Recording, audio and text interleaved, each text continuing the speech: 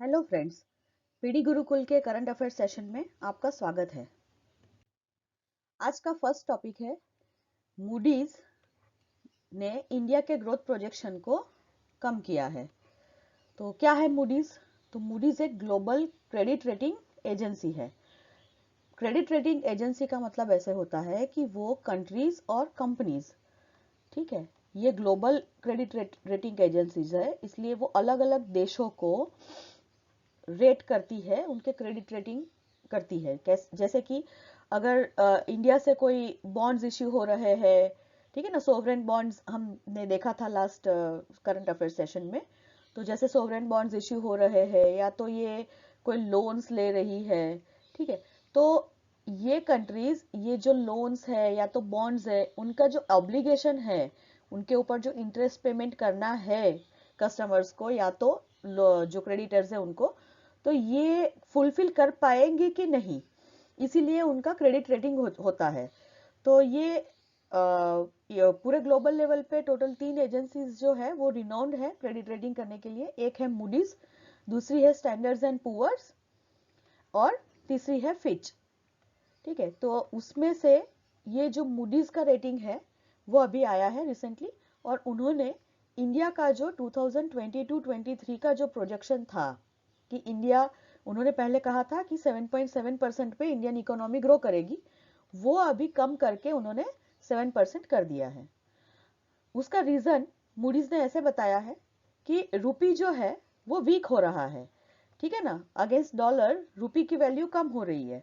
और दूसरा कि हाई ऑयल प्राइसेस, और इंडिया जैसे कि नेट इंपोर्टर है ऑयल का, तो इंडिया बहुत सारा 80% ऑफ ऑयल जो है क्रूड ऑयल वो इंपोर्ट करता है। तो ये ऑयल प्राइसेस हाई रहेंगे तो इंडिया का जो इंपोर्ट कॉस्ट है वो बढ़ जाएगा। इसीलिए ये दो रीजन उन्होंने बताए हैं कि क्यों इंडिया का ग्रोथ जो है वो कम हो सकता है, क्योंकि इंडिया को ज्यादा पैसे पे करने पड़ेंगे तो उनके पास कम पैसे रहेंगे। तो जो भी इंडिया अर्न करेगा उसमें से काफी सारा तो उनका ये इनकम जो ऑयल है वो खरीदने में चला जाएगा। और दूसरा कि रुपी की वैल्यू भी कम हो रही है, तो इसीलिए वो भी स्ट्रांग नहीं है, तो हमें इंपोर्ट कॉस्ट जो है वो ज्यादा पड़ेगी। तो इसीलिए उन्होंने जो क्रेडिट रेटिंग है 2022-23 का, ये 7.7% से 7% कर दिया है। दूसरा ऐसे भी बोला है कि अभी जो ग्लोबल ग्रोथ जो है, मतलब कि पूरी दुनिया में हर एक कंट्री का जो ग्रोथ रेट है वो कम हो रहा है, तो स्लो हो गया है काफी। तो ये जो स्लोइंग ग्लोबल ग्रोथ है वो भी ज्यादा इफेक्ट करेगा, मतलब जितनी एक्सपेक्ट हम करते हैं उससे कहीं ज्यादा इफेक्ट करेगा। और ये जो ग्रोथ जो है कंट्रीज के, अलग अलग कंट्रीज के, वो कम होंगे, उसमें इंडिया का भी ग्रोथ प्रोस्पेक्ट्स जो है वो कम है, ऐसे इन्होंने बोला है। मूडी ने आगे 23 और 24 के लिए भी बात की है, जिसमें उन्होंने ऐसे बोला है कि 2023 में ये जो अपनी इकोनॉमी जो है वो 4.8% ग्रो करेगी, मतलब 7% से वो स्लो डाउन होके 4.8% पे आएगी। और 2024 में ये 4.8% से वो फिर से थोड़ा सा ग्रोथ होगा, हमारा ज्यादा बढ़ेगा, तो 6.4% रहेगा। दूसरा ऐसा है कि हम अगर देखें कि मैंने जैसे कि बोला कि मूडीज अकेले तो है नहीं क्रेडिट रेटिंग करने में, तो मूडीज के अलावा एसएनपी है और फिच है। तो हम एसएनपी का रेटिंग अपने पास है, तो एसएनपी ग्लोबल रेटिंग्स जो है उसके हिसाब से उन्होंने जो इंडिया का फोरकास्ट है वो 2022-23 के लिए 7.3% रखा है, और 23-24 में उन्होंने कहा है कि ग्रोथ जो है वो 6.5% होगा। मतलब कि जहां पे फिच कह रहा है कि जहां पे मूडीज कह रहा है कि 22-23 में 7% ग्रोथ रहेगा, वहीं पे एसएनपी कह रहा है कि 7.3% ग्रोथ रेट रहेगा। और 23-24 में जो मूडीज कह रहा है कि 6.4% ग्रोथ रहेगा, वो एसएनपी ग्लोबल कह रहा है कि 6.5% ग्रोथ रहेगा। मतलब कि मूडीज का ही इतना कम प्रोजेक्शन है इंडिया के लिए, ठीक है। तो ये स्लाइड से हमें ये याद रखना है कि मूडीज जो है वो एक ग्लोबल क्रेडिट रेटिंग एजेंसी है, जिसने इंडिया का फोरकास्ट 2022-23 के लिए 7.7% से 7% तक कम किया है, जिसके दो रीजन है, वीकनिंग ऑफ द रूपी और प्रिवेलिंग हाई ऑयल प्राइसेस। इसके साथ और भी जो स्लोइंग ग्लोबल ग्रोथ है वो भी उसमें फ्यूअल देगा कि और ग्रोथ कम हो सकता है। मूडीज के हिसाब से 2023 में 4.8% ग्रोथ रहेगा और 24 में 6.4% ग्रोथ होगा, जो कि S&P ग्लोबल रेटिंग से कम है। आगे देखते हैं कि मूडीज ने सिर्फ इंडिया के लिए प्रोजेक्शन किया है ऐसा नहीं है, उसने काफी सारी G20 कंट्रीज जितनी है, G7 कंट्रीज है, ठीक है, ग्लोबल लेवल पे इन्होंने ऐसे ग्रोथ प्रोजेक्शंस किए हैं, तो उसमें काफी सारी G20 कंट्रीज है, उसका भी ग्रोथ रेट उन्होंने डाउन किया है, जिसमें उन्होंने चाइना का जो ग्रोथ प्रोजेक्शन है वो 3% दिखाया है 2022 के लिए, तो वो अपने 7% से काफी कम है। सो इंडिया का अच्छा है उस हिसाब से देखा जाए तो। और उन्होंने एक रिपोर्ट पब्लिश किया है, उसका नाम है ग्लोबल मैक्रो आउटलुक फॉर 2023-24। उसमें उन्होंने G20 कंट्रीज जो है जैसे कि यूएस, चाइना, जापान, इंडिया और काफी सारी यूरोपियन कंट्रीज के ग्रोथ प्रोजेक्शन को भी डाउन किया है। लेकिन यहाँ पे ऐसे देखा गया है कि ये देखिए, चाइना से इंडिया का ग्रोथ प्रोजेक्शन ज्यादा है, ठीक है ना, तो उसमें उन्होंने इंडिया, यूएस, ब्राजील ऐसी जो इमर्जिंग इकोनॉमीज है उसके लिए ग्रोथ प्रोजेक्शन अच्छे दिए हैं, और बाकी ग्लोबल स्लोडाउन की वजह से बाकी सारे जो यूरोपियन कंट्रीज है काफी सारे, उनके ग्रोथ प्रोजेक्शन उन्होंने कम बताए हैं। तो उसका रीजन क्या है, इन्होंने ऐसे बोला है कि ये जो भी ग्लोबल ग्रोथ होगा या तो जो भी ग्रोथ है इमर्जिंग कंट्रीज में G20 में, वो उनकी इकोनॉमिक स्ट्रक्चर्स पे डिपेंड करता है। इकोनॉमिक स्ट्रक्चर्स पे डिपेंड कैसे करता है, जैसे कि इंडिया जो है उसमें डोमेस्टिक कंजम्पशन ज्यादा है, ठीक है, इंडिया जो है वो जितना भी प्रोडक्शन करता है, इंडिया की इकोनॉमी में जितना भी प्रोडक्शन होता है गुड्स एंड सर्विसेज का, उसमें से ज्यादातर इंडिया में ही कंज्यूम होते हैं। हम बहुत ज्यादा एक्सपोर्ट नहीं करते, मतलब हमारी कंट्री जो है वो एक्सपोर्ट ओरिएंटेड नहीं है, तो इसीलिए क्या होगा कि एक्सपोर्ट नहीं होगा, ग्लोबल मार्केट डाउन है, तो उसकी वजह से एक्सपोर्ट ज्यादा नहीं हो सकता है क्योंकि उनके पास भी पैसे नहीं होंगे उतने, तो एक्सपोर्ट कम होगा। फिर भी इंडिया में क्या है कि इंडिया का खुद का कंजप्शन ही अच्छा रहेगा, तो इसीलिए इंडिया का ग्रोथ फिर भी बेटर है, ऐसा इन्होंने बताया है। India is a large domestically driven emerging market economy, और इसीलिए जैसे इंडिया है, ब्राजील है, उन लोगों को ये जो वो कम ग्रोथ, ग्लोबल ग्रोथ की वजह से लेस वल्नरेबल है, ऐसे बोला गया है। यहाँ पे ऐसे भी बोला है कि दूसरा इंडिया, ब्राजील, यूएस, इस पे क्या है कि अभी क्या है, कंज्यूमर रेजिलियंस काफी ज्यादा है पोस्ट कोविड रिकवरी, मतलब कि कोविड-19 के लॉकडाउन के बाद में जैसे ही इकोनॉमी खुली, ठीक है, लॉकडाउन लिफ्ट किए गए, उसके बाद में इकोनॉमी में रिकवरी आई है, और ये रिकवरी के अंदर हमने देखा गया है कि लोग काफी सारे गुड्स, ठीक है, जो कंज्यूमर्स है वो काफी सारा परचेस कर रहे हैं, तो इसी वजह से प्रोडक्शन भी ज्यादा होगा। और दूसरा ऐसा भी है कि सर्विसेज जो है जैसे कि हेल्थ केयर सर्विसेज, उस पे एक्सपेंडिचर बढ़ा है, तो ये भी एक रीजन है कि सर्विसेज और गुड्स में एक्सपेंडिचर बढ़ा है, तो ये जो है ये दोनों स्ट्रेंथ के कारण है, और इसी वजह से इंडिया का ग्रोथ प्रोजेक्शन चाइना जितना कम नहीं किया गया है, ठीक है। तो यहां से याद रखिएगा कि फिर भी इंडिया का जो ग्रोथ प्रोजेक्शन है वो चाइना से अच्छा है। और एक रिपोर्ट जो है, ये पूछ सकते हैं कि ग्लोबल मैक्रो आउटलुक फॉर 2023-24 कौन पब्लिश करता है, तो ये मूडीज ने पब्लिश किया है, और उसमें उन्होंने बाकी सारे G20 कंट्रीज जो है उसमें सभी के, ज्यादातर सभी के ग्रोथ को कम प्रोजेक्ट किया है, उन्होंने कम अज्यूम किया है कि इतना प्रोजेक्शन जो है वो ग्रोथ उनका कम होगा। बाकी लेकिन इंडिया और ब्राजील जैसे कि जो भी large domestically driven emerging economies है, और उनमें पोस्ट कोविड रिकवरी के लिए जो कंज्यूमर रेजिलियंस आया है, गुड्स और सर्विसेज ज्यादा परचेस किए जा रहे हैं, उसकी वजह से उनका ग्रोथ बहुत ज्यादा कम नहीं होगा, थोड़ा सा कम हुआ है लेकिन उतना ज्यादा कम नहीं होगा।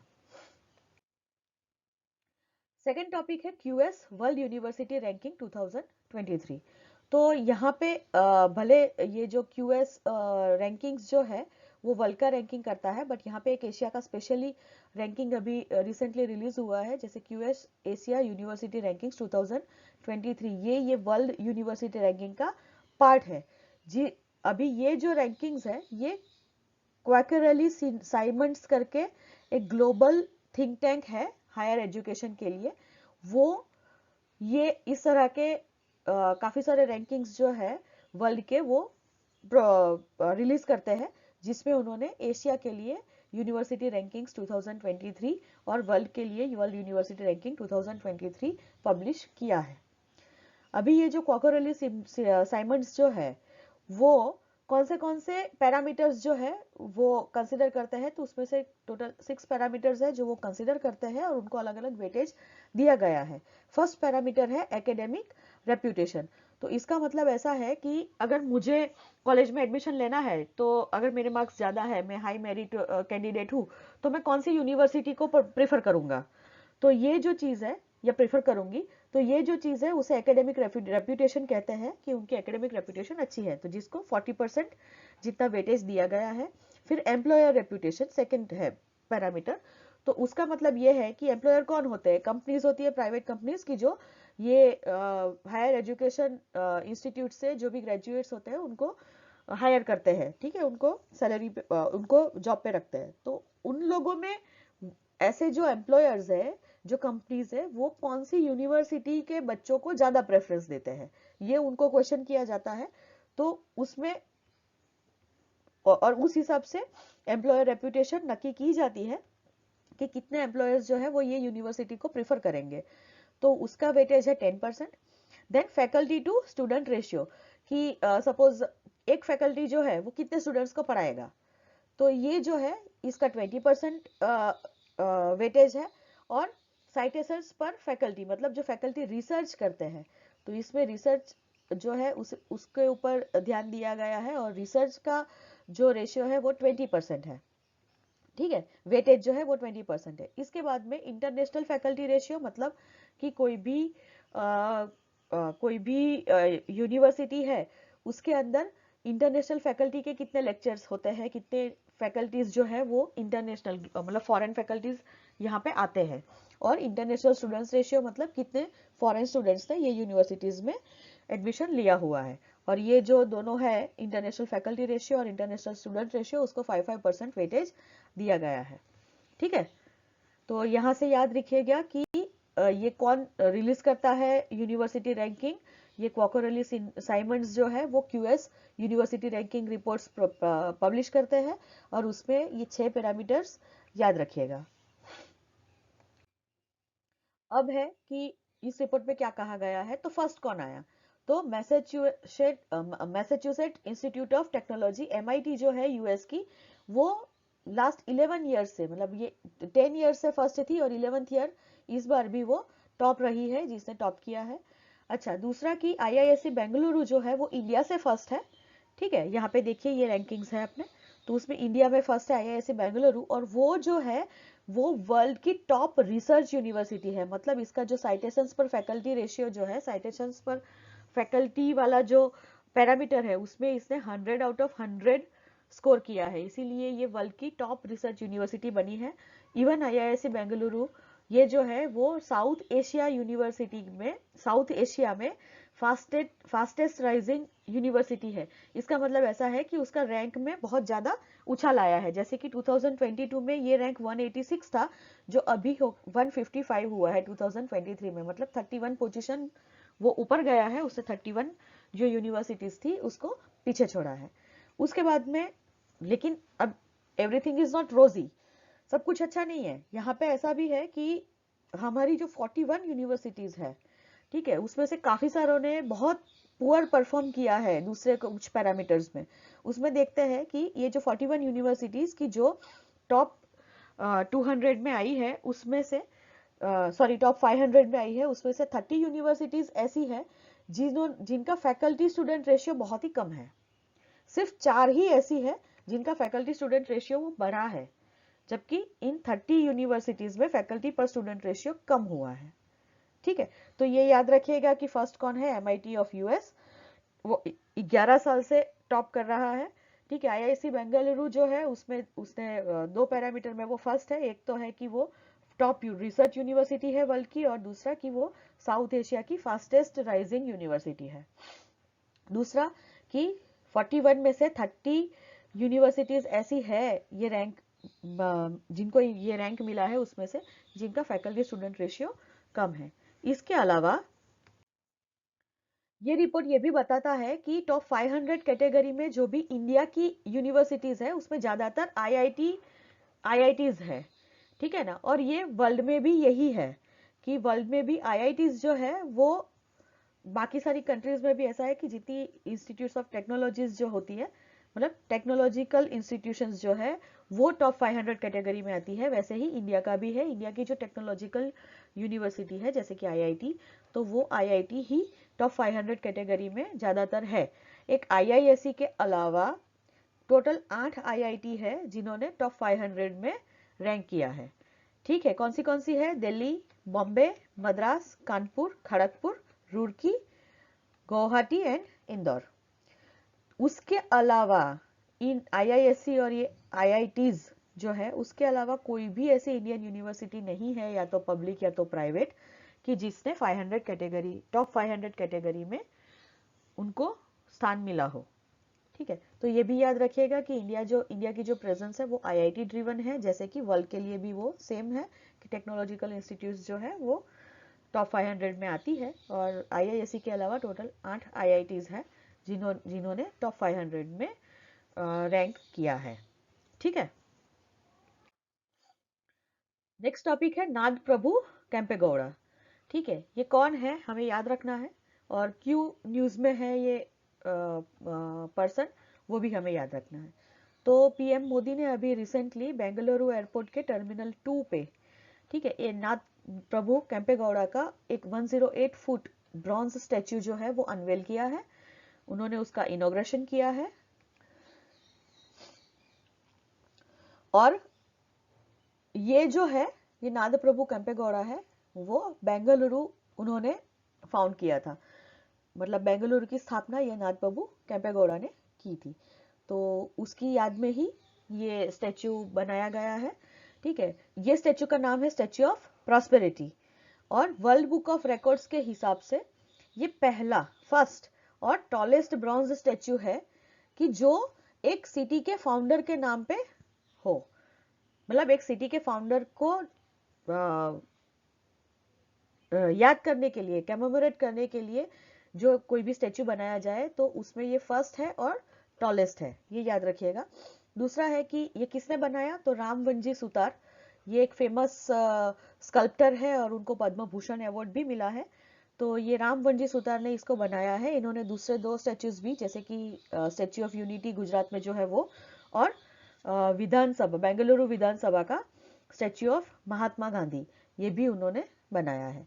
तो यहाँ से याद रखिएगा कि नाथ प्रभु केम्पेगौड़ा की जो बेंगलुरु के फाउंडर है, उनके नाम पे, उनको याद करके बेंगलुरु एयरपोर्ट पे 108 फुट का ब्रॉन्ज स्टैच्यू अनवेल किया गया है, जिसका नाम है स्टैच्यू ऑफ प्रॉस्पेरिटी नाम दिया गया है। ये वर्ल्ड का फर्स्ट और टॉलेस्ट ब्रॉन्ज स्टैच्यू है कि जो एक फाउंडर ऑफ अ सिटी के लिए अनवेल किया गया हो, और उसके फाउंडर रामवंजी सुतार है। रामवंजी सुतार ने स्टैच्यू ऑफ यूनिटी और ये बेंगलुरु विधानसभा का महात्मा गांधी का स्टैच्यू जो है वो बनाया है। अभी नाथ प्रभु केम्पेगौड़ा के बारे में देख लेते हैं। ये सारी डिटेल बहुत ज्यादा है, वो उतनी याद रखने की जरूरत नहीं, जैसे कि टनेज दिए हुए हैं, वो सब जरूरत नहीं है याद रखने की। यहाँ से याद रखिएगा कि 1513 में उनका जन्म हुआ था, और येलहंका करके एक गांव है उसके पास में ही। वो विजयनगर एम्पायर के 16th सेंचुरी में चिफ्टेन रहे हैं, मतलब कि हेड थे वो। और वो जो है वो वोक्कलिगा करके कर्नाटका की एक कम्युनिटी है कि जो लिंगायत के बाद में सेकंड मोस्ट डोमिनेंट कम्युनिटी है। उनके एक आइकॉनिक फिगर है, मतलब वो उनको पूजते हैं, पूजा करते हैं ये वोक्कलिगास इनकी, और वो बेंगलुरु के फाउंडर है। यहाँ से याद रखिए 1513 में उनका जन्म हुआ है, विजयनगर एम्पायर के चीफ रहे हैं वो। ठीक है, फिर वोक्कलिगास की जो लिंगायत के बाद में कर्नाटका की सेकंड मोस्ट डोमिनेंट कम्युनिटी है, उनके, वो उनके पूजक है, और बेंगलुरु के फाउंडर है ये। इसके अलावा उन्होंने बेंगलुरु के आसपास में पानी, पीने के पानी की जरूरतों के लिए और एग्रीकल्चरल नीड्स के लिए 1000 लेक्स बनाए थे।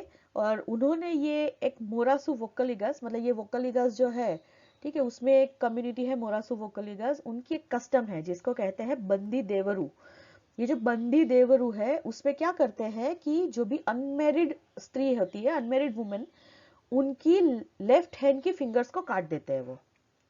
तो ये जो प्रैक्टिस है ये इन्होंने अबॉलिश करवाई थी, अब नहीं करते ये प्रैक्टिस, पहले ये प्रैक्टिस थी। जिसका नाम था बंदी देवरू, जिसमें अनमेरिड वुमेन की लेफ्ट हैंड की फिंगर्स को डाला जाता था। तो ये मोरासु वोक्कलिंगस की प्रैक्टिस है, जिसको इन्होंने नाथ प्रभु देव केम्पेगौड़ा ने इसको अबॉलिश किया था। उसके बाद में वो बहुत सारे लैंग्वेजेस के जानकार थे, मतलब कन्नड़ा तो है ही, कन्नड़ा के अलावा काफी लैंग्वेजेस उनको आती थी, और उन्होंने एक तेलुगु में, ठीक है, ये गंगा गौरी विलास नाम का एक प्ले जो है, जो यक्षगान का प्ले है, तो ये यक्षगान का प्ले है गंगा गौरी विलास की, जो तेलुगु लैंग्वेज में है, उसे उन्होंने लिखा था। तो यहाँ से याद रखिएगा कि केम्पेगौड़ा ने 1000 लेक्स बनाए थे बेंगलुरु के आजू बाजू में, और ये जो मोरासु वोक्कलिगस की बंदी देवारू प्रथा थी, जिसमें फीमेल की लेफ्ट हैंड, अनमेरिड फीमेल की लेफ्ट हैंड की फिंगर्स को काटा जाता था, ये प्रैक्टिस को अबॉलिश करवाया था। और उन्होंने ये यक्षगाना प्ले तेलुगु में, कि जो गंगा गौरी विलास उसका नाम है, ये इन्होंने लिखा था। चलिए चलते हैं अभी question of the day. Question देख लेते हैं। Which among the following statements about the Statue of Prosperity is incorrect? First statement, the Statue of Prosperity is installed in Bengaluru Airport. B, it is the statue of Nath Prabhu Kempegowda, the founder of Bengaluru. C, it is the tallest iron statue dedicated to the founder of the city. And D, its height is 108 feet. Pause the video and guess the answer. Okay. यहाँ पे हमें incorrect statement ढूंढना है, तो यहाँ पे सी statement जो है ये हमारा करेक्ट आंसर होगा, क्योंकि ये इनकरेक्ट है। ठीक है, ये आयरन स्टैच्यू नहीं है, ये ब्रॉन्ज स्टैच्यू है। बस ये याद रखिएगा, बाकी के सारे statement are correct, so our correct answer is C. आज के लिए इतना ही, फिर मिलेंगे नए करंट अफेयर्स वीडियो के साथ। Thank you.